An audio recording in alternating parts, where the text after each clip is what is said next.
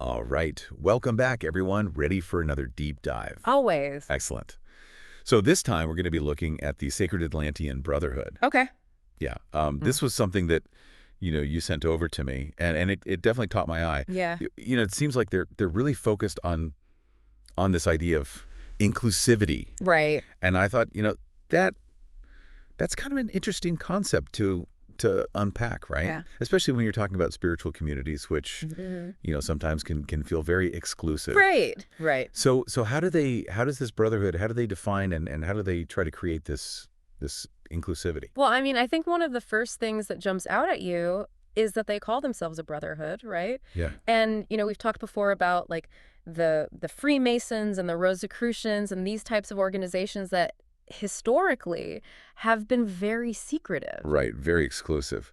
And so to call yourself a brotherhood, but then be promoting this idea of inclusivity, it's kind of an interesting juxtaposition, right? It's like they're deliberately trying to like flip that script. That's a bold move for Yeah. sure.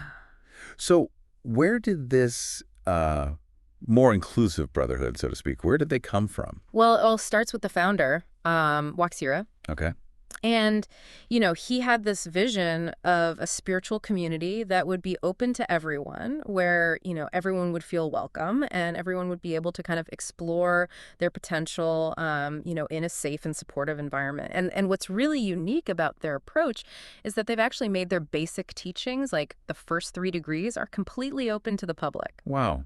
That's not something you see every day. Hmm. I mean, certainly not in a lot of spiritual traditions. Right. So, it's almost like they're inviting people to test drive the car before they buy it. Yeah. Yeah, that's a good analogy. I mean, I think, it really speaks to their emphasis on these core principles of love, light, and unity. Okay. So let's dig into that a little bit. Love, light, and unity. I mean, those are some pretty big concepts. Yeah. How do those actually, how do they play out in the Brotherhood's teachings? Well, I think, it's important to understand that for them, it's not just about like vague aspirations, Yeah. right? I mean, these are principles that are really woven into their practices and their daily life. Gotcha. So, love manifests as compassion and empathy. Light is about seeking knowledge and understanding. And unity emphasizes the interconnectedness of all beings. Okay, that's very interesting. And it actually kind of connects back to something you mentioned earlier about the name Brotherhood. Yeah. So how do they reconcile that name, that idea of, brotherhood with their commitment to diversity? I Hmm. mean, those two things seem kind of, at odds with each other. That's a really great question. And I think, while the name might seem a little contradictory, the Brotherhood emphasizes that true unity actually comes from embracing diversity. Okay. They believe that by bringing people together from different backgrounds, different experiences, different beliefs, that they can actually create a richer, a more vibrant community.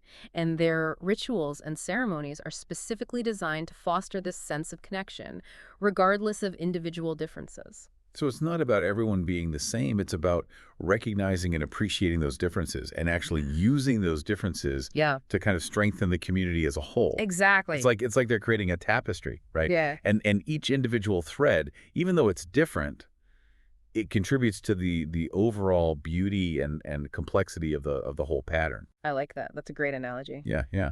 But it's not just about community, right? I mean, they also focus on personal growth. So can you talk a little bit about that? Absolutely. I mean, a big part of the Brotherhood's teachings is about guiding members on this journey of self-discovery. A journey that ultimately leads towards the awakening of what they call inherent divinity.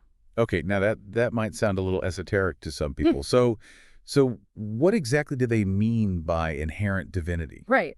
Well, it's actually a very simple idea. It's just the idea that each person, that we all possess a spark of the divine within us. So it's not about worshiping an external deity. It's about recognizing and cultivating this divine potential that already exists within us. Exactly. And their system of degrees is structured in a way that allows members to progressively deepen their understanding, and connect with that inner divinity, but at their own pace. Right, so it's a personalized journey. It's not a one-size-fits-all kind of approach. Right, exactly. Well, this is fascinating stuff.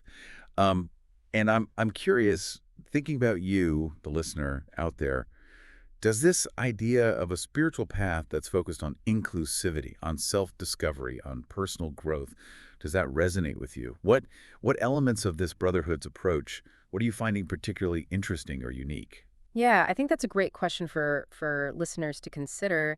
And it's also worth noting how the Brotherhood is utilizing social media, particularly their Facebook page. Oh, interesting. Yeah, in a world that can sometimes feel very divided, they're using this platform to really extend their message of unity and connection to a global audience. It's kind of a modern approach to an ancient quest. I like that. It's like Yeah. they're taking these ancient principles, these ancient ideas, and they're finding new and innovative ways to express them, to share them, to live them out. Exactly. So just to kind of recap here, I mean, the Sacred Atlantean Brotherhood, they really present a fascinating case study in building an inclusive spiritual community. They do. And it Got it. really makes you wonder, could these principles, these core principles of love, light, and unity, could they be applied more broadly in society?